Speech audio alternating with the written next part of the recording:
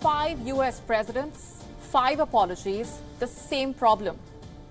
Mass shootings have been a part of the American culture for years now. And the reason behind this is America's love for its Second Amendment. Any call to repeal or change it is met with fierce opposition from the NRA, Washington's power chambers, and even the American public. Right after the Texas school shooting, this is what the American president had to say about the Second Amendment. Second Amendment is not absolute. When it was passed, you couldn't own a cannon. You couldn't own certain kinds of weapons. It's just always been limitations. Biden says the Second Amendment is not absolute. The president's comments drew intense criticism almost immediately. Both conservatives and gun rights activists slammed him. They said the Second Amendment cannot be infringed. So what exactly is the Second Amendment?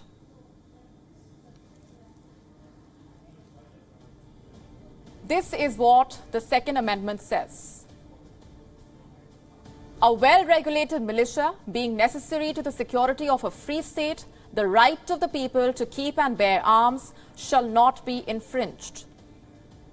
The US founding fathers were devoted to the idea of the militia. They called it crucial for the most natural defense of a free country.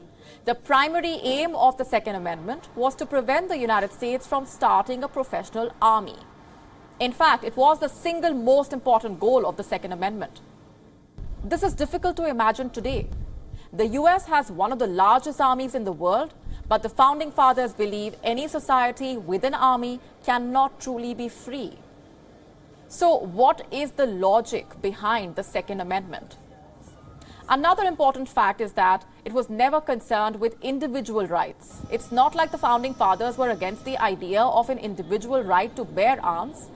It just was not an issue that concerned them. So while the gun rights lobby cites the Second Amendment to justify gun laws, the fact is the Second Amendment never really cared about individual rights. And this brings us to what exactly is written in the Second Amendment. It says the Second Amendment cannot be infringed, but the matter of fact is it was infringed in the 18th century. You see, the founding fathers were very concerned about who could or could not carry arms. Laws rarely allowed African Americans to carry weapons. So the argument that the Second Amendment is sacrosanct is a flawed one to begin with.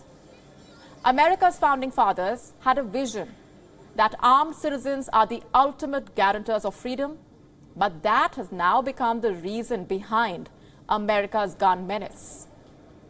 There are about 120 guns for every 100 Americans. No other country in the world has more guns than people.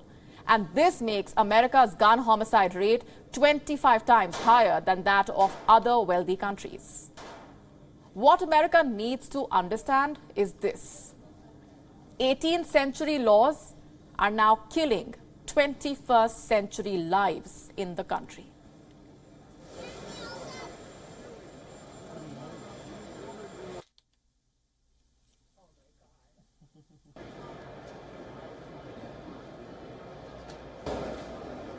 WION now available in your country. Download the app now. Get all the news on the move.